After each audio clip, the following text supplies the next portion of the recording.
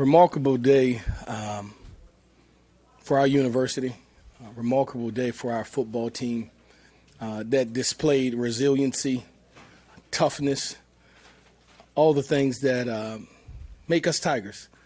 My pregame speech to our football team said to them, I know you want to play hard. I know you're going to play hard. Here's what the charge and the ask is, that when adversity hits you, you find a way, you will a way, and you keep on punching because it's going to happen.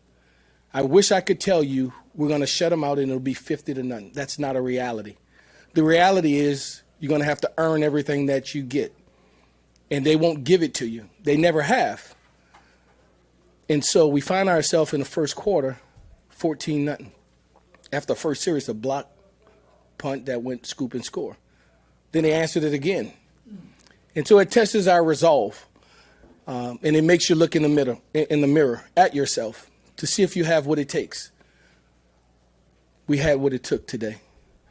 I'm so proud of our football team and how they represented themselves, our university, and they never say die spirit. They just kept on fighting and kept on punching. And I'm proud to be in the position I am to have led them to this victory. They earned it. They earned it the hard way. Coach, you have a long-standing relationship with Harlem and his family. Just talk about what you saw out of him tonight and just his ability to make guys miss, I would say. Yeah, we had various situations throughout the game, and you play it out. And I stood before you guys last week in a 2-minute or middle eight, if you will, the end of the second going into the third with us getting the ball back. And from up top, the question that was asked was, do we want to just kneel it? No, we're not kneeling it. No, we're not going to just kneel it. We're going for points. We're going to empty the chamber. We're going for points. And we're going to hopefully get an opportunity to score again in the third. And so at the minus 20, after an interception, go length of field, 80 yards and get 3 points. At the back end of the game in a 4-minute drill where you have to get a first down. They're a dangerous football team, and all they need is 3 to overcome us or to beat us at that point. So we need a first down. We get a couple of them, and then the game was in Harlem's hand at that moment on 3rd and 3.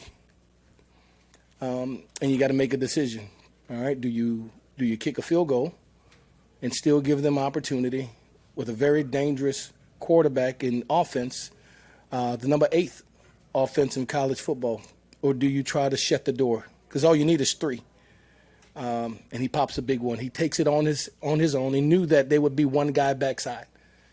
Go win your one-on-one. This is what you were born to do. He won his one-on-one, and it helped propel us to victory. Coach, on your game-winning drive, you broke out some very creative plays. Yeah. Did you practice those all during the week and you're saving them all for one drive, or what's the thinking? No, we practiced them all week. Some had been with us, some from last week, some we added this week. Just vulnerabilities and ways we thought we had to be creative to find a way to score. And so to the staff, it was, we're going to just leave these bullets here and practice these plays and come back and then talk about, man, we should have did this, we could have did that. We're not doing it. Empty the chamber, use everything that we've practiced, and we began to call those things and go down the field. And it worked out for us. They worked out in our favor. And there are no guarantees, but it gives you a chance. And also, that's all our kids needed and wanted was a chance. And so we called the things that we thought could give us opportunity to get chunk yardage and big plays. And tonight it worked, or this afternoon it worked in our favor. How was Michael Van Buren today in his first start, at least from your vantage point? Yeah, he started off a little slow, but he got going and he got comfortable. This is that's a huge responsibility for the quarterback of the LSU Fighting Tigers to go into that arena. Our fans are the best in the world. Our fans could be tough sometimes as well. And so he knew what was in front of him. He got comfortable and began to take control of the game, of the football team, and picked up huge yardage at opportunities and rushing and great throws at times as well. I was proud of him. I thought he played admirably and and got the game into a point where he was able to affect change and dictate for our football team. In the back, Coach Wilson. You being the interim head coach with a team that has been through a lot this season, with the gritty win and doing it in Tiger Stadium, what did it mean to you? It means everything to myself and to our staff. I told our staff, you know, I'm proud of them and the way that they prepared, the way that they challenged their position group, the way that they coached. But I'm even more proud, and I want them, as I concluded meeting with them, when we go into that locker room, you love on these babies. You let them know, I appreciate you for doing what was asked of you. And it's just, it culminated. It culminated in this day for our staff and for our players. So a big win for us, and I couldn't be more overjoyed for our football team.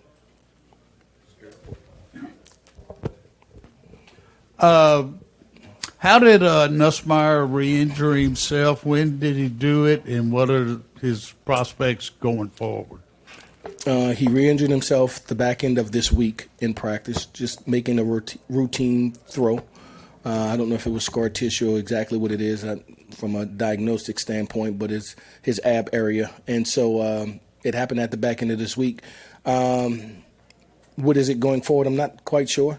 You know, we practiced up until yesterday to see if there was opportunity that was potential if we got in an emergency situation, and he was not able to do so. And so we'll continue to monitor him day by day, week by week to see his progress. Yeah, Frank, the playmaking ability of your defense today really showed. You looked like they bent at times but never broke. Just talk about their performances and just how big of a boost they gave you today. Yeah, 3 turnovers, you know, knocked the ball away, picked the ball off, goal line stand, short yardage stand, and just continue to make play after play. And that's the reality of it, right, of a heavyweight fight, that you're gonna get a haymaker now. You're going to get a haymaker and how you respond from it. And so they put us in position to achieve victory today in their style of play. Yeah, this man, Sir Delane, they tested him today, and for some reason he picked off the interception in the goal line. Just how important it's been all year for you, but particularly today. Yeah, you know, he's a young man who knows what he wants, right? He came here to position himself to have an opportunity to get into the playoffs. He's a young man that came here to position himself with an opportunity to enhance his draft potential. He does it weekly for us in his preparation. It carries over on Saturdays and games. And it's a reflection of when hard work meets opportunity in preparation, that's the result you get. And so very proud of Mansour and the job he's doing. Coach, in the back over here, not a football-specific question with the scheme, but you're the second African-American to hold the title of head coach for LSU in any capacity. The other, of course, being Brad Davis on your staff, and now you're the first black man to lead LSU to a win as its head coach. With that in mind, how does that feel for you? Yeah. To be in position to lead this team to victory after 3 weeks of agony, right? You want so much for those young people who came here with hope, with dreams and aspiration. You want to deliver for them. You want to put them in position to have success, that they recognize that me coming here was not in vain, that this is the place where dreams become a reality, right? And so so much of what we do, what I do, is to serve the young people here, to serve this institution that very little thought I've given to what it is for me personally. I think it runs its natural course with that, whatever that may be. I just want to be the best version of me. I recognize, I acknowledge those who have knocked on the door and hope for opportunity as African-American coaches for many years. I stand on the shoulders of those men who are giants. And so I'm very fortunate, I'm very proud, I'm very humbled to be in position to be able to help this team and earn victory. Frank, it's kind of a follow-up to that. I mean, the TV broadcast told a story about how I think you recently had a familial loss, a loss in your family of some kind. Would you like to speak on that? And what was sort of going through your mind when you had the Gatorade bath poured on you, and you're in this moment where you're celebrating a win as the interim coach? Yeah, so it wasn't a relative. It was a guy who, when I was 26 years old, said in these exact words, "Boy, you're special. Boy, you special." Like, who me? Nah, yes, you are. And he gave me an opportunity to be a head coach at that tender age. And I would talk to him weekly, daily, regularly. And he fell ill, but I didn't know he was ill because my mother had been ill. And he didn't want me to worry about him. He wanted to support me about my mother. So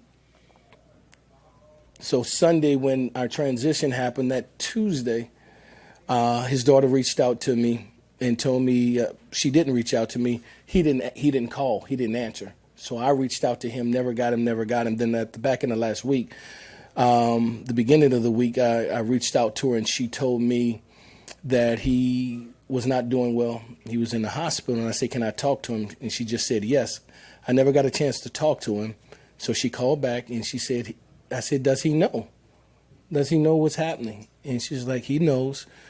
He's in and out of consciousness." And I said, "What did he say?"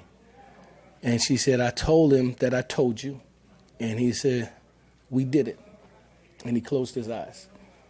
And so I went to a funeral. I've never spoken at a funeral before. So I stood in front of the room and I said, I speak in front of people every day of my life, routinely, without issue. And it became very difficult because those words that she said meant so much. And so when a follow-up to the question, what does that mean? And for him and for so many others, we did this. And I carry that with a badge of honor.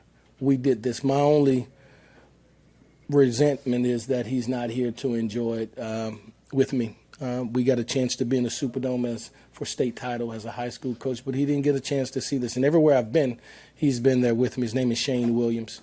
He was a principal superintendent down in New Orleans, well-renowned, and so it was him that passed away. We got time for two more. Hey, Coach, to your left. How You already spoke about Harlem, but when you were introduced as interim, you made sure to reiterate we are going to run the ball. So how do you just assess the success of the rushing attack today? Yeah, I thought we did a good job rushing the ball. I think there's still yardage out there to be getting. We'll continue. I just think when you look at this football game and our offense plays 70+ snaps and our defense plays 50 snaps, that's what allows them to be so dominant as a. I love you guys on your first win, Coach, from Tiger Stadium. I love you, Coach. Thank you, Caden. Don't fall, Caden. Right. I think that's a testament of what we were trying to achieve. When they're that dangerous as an offense, you want to reduce their opportunity. We want to increase our opportunities. And we were able to do that because we ran the ball well, because we beat them in time of possession and more possessions compared to what they had. And so the defense, now their ears are pinned back, they're fresh, and they're eager, and they're able to go out there and play their very best. And it's a compliment of the rush game. Frank, with Van Buren's performance today and obviously the result of the game, what is the hope that today does for him moving forward? Yeah, continue to ascend, that he knows. When we talked about him playing, in his mind he came here for an apprenticeship, if you will, to learn the offensive system, to be developed, to be the parent the next year. And we talked about that, and we were willing to honor that. And he said to me, things change. I said, things has changed. What's your thoughts? He said, Coach, I want to play. I said, I want you to play if that's what you want to do.